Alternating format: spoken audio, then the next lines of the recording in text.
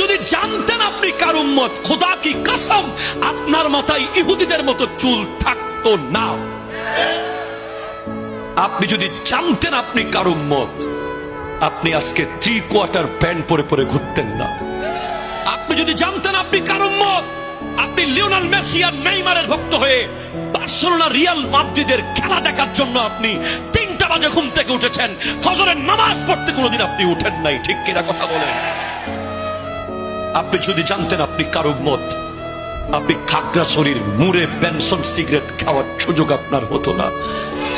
আপনার সেই 18 টাকা জমা থাকতো ফিলিস্তিনের ভাই বোনদের জন্য।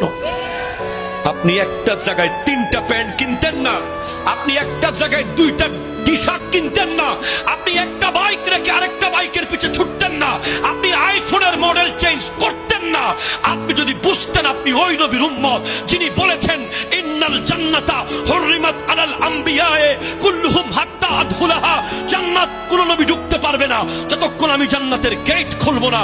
কোন নবীর উম্মত জান্নাতে ঢুকতে পারবে না যতক্ষণ আমার উম্মত জান্নাতে ঢুকবে।